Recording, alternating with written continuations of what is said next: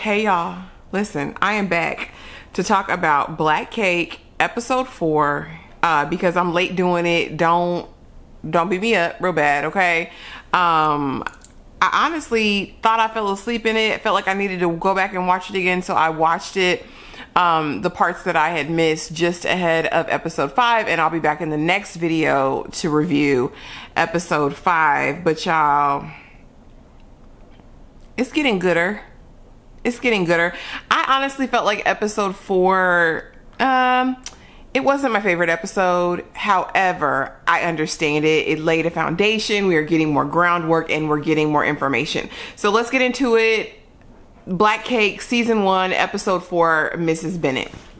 So we know that Covey, aka Covey Tina, aka Eleanor, aka whoever else, just made it back to the UK, and as she's walking across the street, looks like she's almost about to get hit by a bus, she bumps into Gibbs. He is at a rally and he is demonstrating and doing all of the things, okay?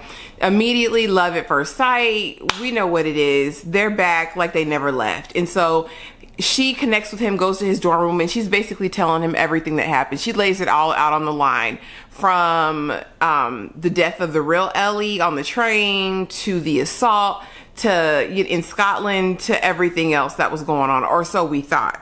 Child, we thought she told him everything. And so we get to see them get married, go through their whole function, and you know, it's kind of beautiful. It's like, okay, this unrequited love, or kind of semi-requited love, but we thought was never going to be because of all of the events and things that took place.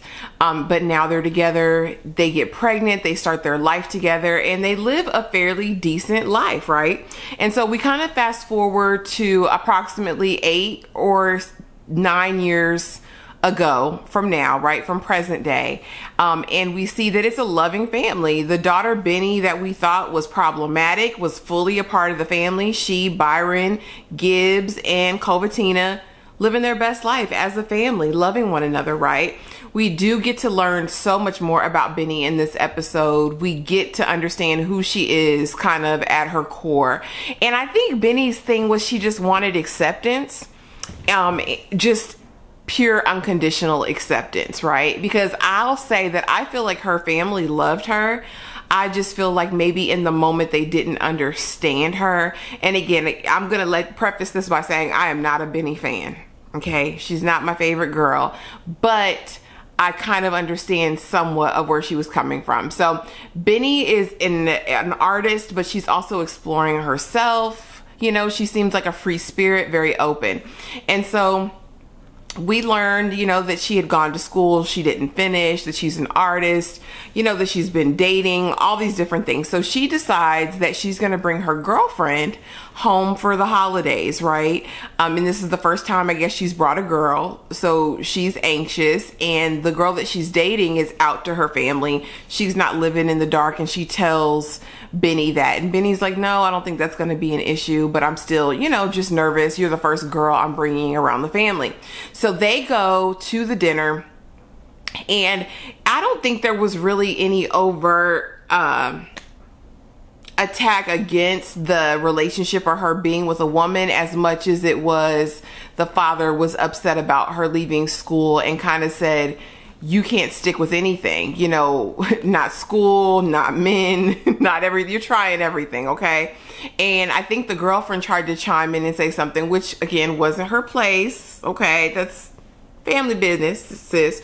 But I understand it. And so from that moment on, Benny was done. She was like, I'm done with my family, blah, blah, blah. I think she made it about her and her relationship, but I don't think that was the core of it. I think the dad was just frustrated at her inability to see things through, or what that you could say is kind of fickleness, right? So Benny's now on this tear. She's not going to talk to the family.